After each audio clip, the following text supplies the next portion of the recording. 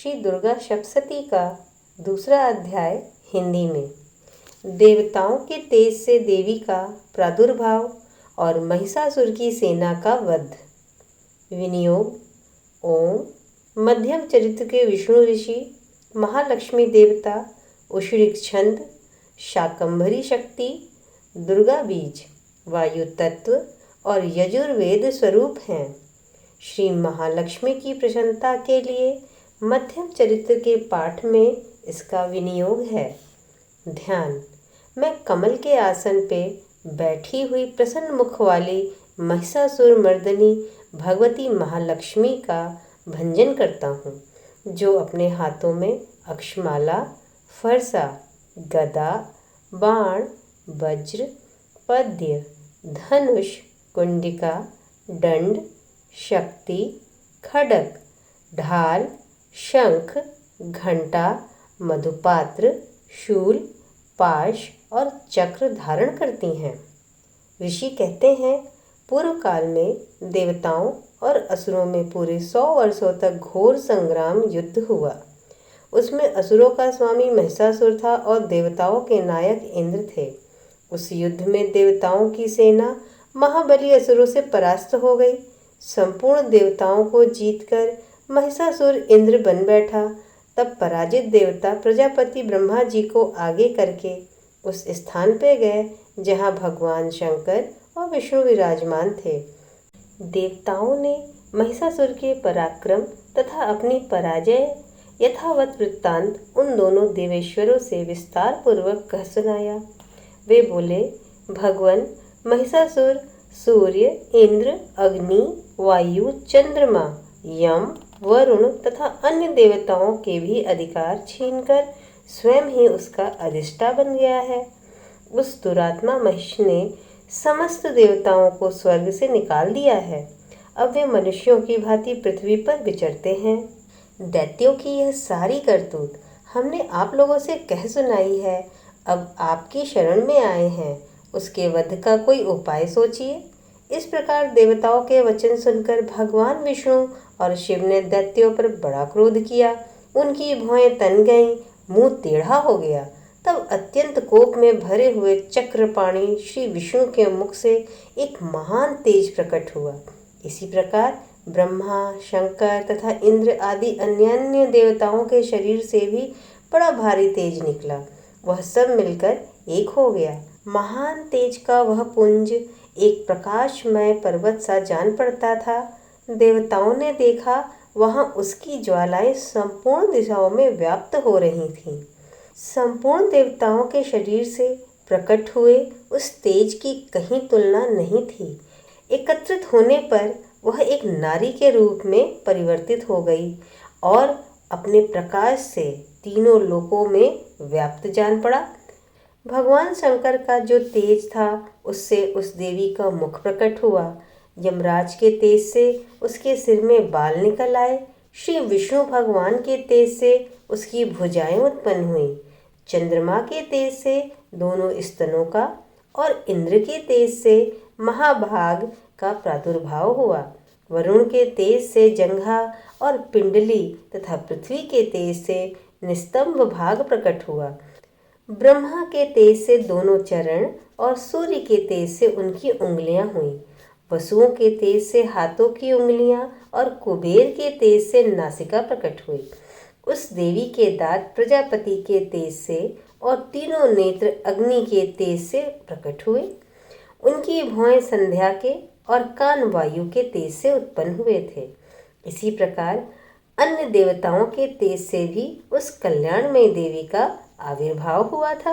सभी देवताओं के तेज पुंज से प्रकट हुई देवी को देखकर महिषासुर के सताए हुए देवता बहुत प्रसन्न हुए। पिनाकधारी भगवान शंकर ने अपने शूल से एक शूल निकालकर उन्हें दिया। फिर भगवान विष्णु ने अपने चक्र से चक्र उत्पन्न करके भगवती को अर्पण कर दिया। वरुण ने भी शंख भेंट कर दिए। अग्नि ने उन्हें शक्ति दी। वायु ने धनुष तथा बाण भरे हुए 2 तरकश प्रदान किए। सहस्त्र नेत्रों वाले देवराज इंद्र ने अपने वज्र से वज्र उत्पन्न करके दिया और ऐरावत हाथी से उतार कर 1 घंटा भी प्रदान किया।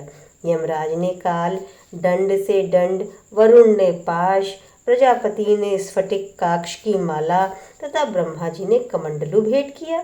सूर्य ने देवी के समस्त रोमकूपों में अपनी किरणों का तेज भर दिया। काल ने उन्हें चमकती हुई ढाल और तलवार दी। क्षीर समुद्र ने उज्जवल हार तथा कभी जीर्ण न होने वाले 2 दिव्य वस्त्र भेंट किए। साथ ही उन्होंने दिव्य चूड़ामणि, 2 कुंडल, कड़े, उज्जवल अर्धचंद्र, सब बाहुओं के लिए केयूर, दोनों चरणों के लिए निर्मल नुपुर, गले की सुंदर हंसली तथा हाथों में पहनने के लिए रत्नों की बनी अंगूठियां भी दी। विश्वकर्मा ने उन्हें अत्यंत निर्मल फरसा भेंट किया। साथ ही साथ अनेक प्रकार के अस्त्र और अभेद कवच दिए। इनके सिवा मस्तक और वक्ष स्थल पर धारण करने के लिए कभी न कुमलाने वाली कमलों की मालाएं दी।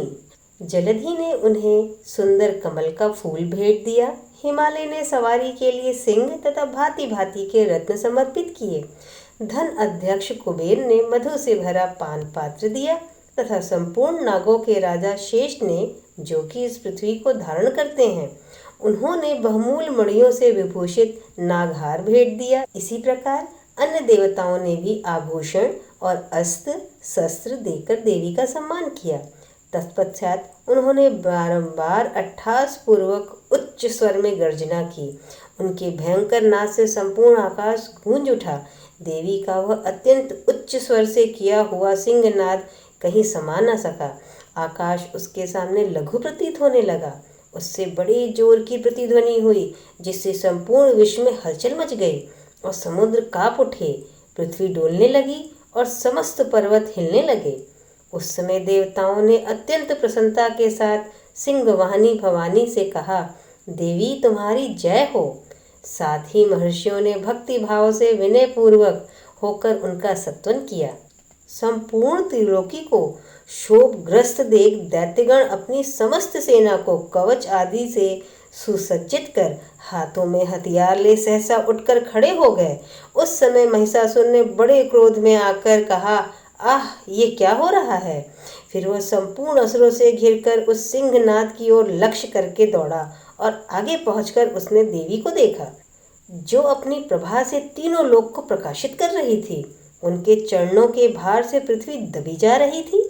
माथे के मुकुट से आकाश में रेखा से खींच रही थी तथा वे अपने धनुष की टंकार से सातों पतालों को क्षुब्ध किए देती थी। देवी अपनी हजारों भुजाओं से संपूर्ण दिशाओं को आच्छादित करके खड़ी थी। नाना प्रकार के अस्त्र शस्त्रों के प्रहार से संपूर्ण दिशाएं उद्दासित होने लगीं। छिछुर नामक महान असुर महिषासुर का सेना नायक था। वह देवी के साथ युद्ध करने लगा। अन्य दैत्यों की चतुरंगिनी सेना साथ लेकर चामर भी लड़ने लगा। 60,000 रथियों के साथ आकर उदग्र नामक महादैत्य ने लोहा लिया। 1 करोड़ रथियों को साथ ले महाहनु नामक दैत्य युद्ध करने लगा, जिसके रोए तलवार के समान तीखे थे। वह असीलोमा नामक महादैत्य 5 करोड़ रथी सैनिकों सहित युद्ध में आ डटा। 60 लाख रथियों से घिरा हुआ बालश्क नामक दैत्य भी उस युद्ध भूमि में लड़ने लगा। परिवारित नामक राक्षस हाथी सवार और घुड़सवारों के अनेक दलों तथा 1 करोड़ रथियों की सेना लेकर युद्ध करने लगा। बिडाल नामक दैत्य भी 5 अरब रथियों के साथ मिलकर लोहा लेने लगा। इनके अतिरिक्त और भी हजारों महादैत्य रथ, हाथी, घोड़ा सेना साथ लेकर वहां देवी के साथ युद्ध करने लगे। स्वयं महिषासुर उस रणभूमि में कोटि कोटि सहस्त्र रथ और हाथी घोड़ा की सेना से घिरा हुआ था। वह दैत्य देवी के साथ तोमर, भिंदीपाल, शक्ति, मूषल, खड्ग, परशु और फटिस आदि अस्त्र शस्त्रों का प्रहार करते हुए युद्ध कर रहे थे। कुछ दैत्यों ने उन पर शक्ति का प्रहार भी किया। कुछ लोगों ने पाश फेंके। कुछ दूसरे दैत्यों ने खड्ग प्रहार करके देवी को मार डालने का भी प्रयत्न किया। देवी भी क्रोध में भरकर खेल ही खेल में अपने अस्त्र शस्त्रों की वर्षा करके दैत्यों का नाश करने लगी। उनके मुख पर परिश्रम या थकावट का रंच मात्र भी चिन्ह नहीं था। देवता और ऋषि उनकी स्तुति करते थे और वे भगवती परमेश्वरी दैत्यों के शरीरों पर अस्त्र शस्त्र की वर्षा करती रहीं। देवी का वाहन सिंह भी क्रोध में भरकर गर्दन के बालों को हिलाता हुआ असुरों की सेना में इस प्रकार विचरने लगा मानो वनों में दवानल फैला रहा हो। रणभूमि में दैत्यों के साथ युद्ध करती हुई अंबिका देवी ने जितने निश्वास छोड़े वे सभी तत्काल सैकड़ों हजारों गणों के रूप में प्रकट हो गए और परशु भिंदीपाल खड्ग और फट्टिस आदि अस्त्रों द्वारा असुरों का सामना करने लगे। देवी की शक्ति से बढ़े हुए वे गण असुरों का नाश करते हुए नगाड़ा और शंख आदि बजाने लगे। उस संग्राम महोत्सव में कितने ही गण मृदंग बजा रहे थे। तदंतर देवी ने त्रिशूल से, गदा से, शक्ति की वर्षा से और खड्ग आदि से सैकड़ों महादैत्यों का संहार कर डाला। कितनों को घंटे के भयंकर नाद से ही मूर्छित करके मार डाला। बहुतेरे दैत्यों को पास से बांधकर धरती पर घसीटा। कितने ही दैत्य उनकी तीखी तलवार की मार से दो दो टुकड़े में हो गए। कितने ही गदा की चोट से घायल होकर धरती पर गिर गए। कितने ही मूसल की मार से अत्यंत आहत होकर रक्त वमन करने लगे। कुछ दैत्य शूल से छाती फट जाने के कारण पृथ्वी पर ढेर ही हो गए। उस युद्ध भूमि में बाण समूहों की वृष्टि से कितने ही असुरों की कमर टूट गई। कुछ के तो हाथ ही छिन्न भिन्न हो गए।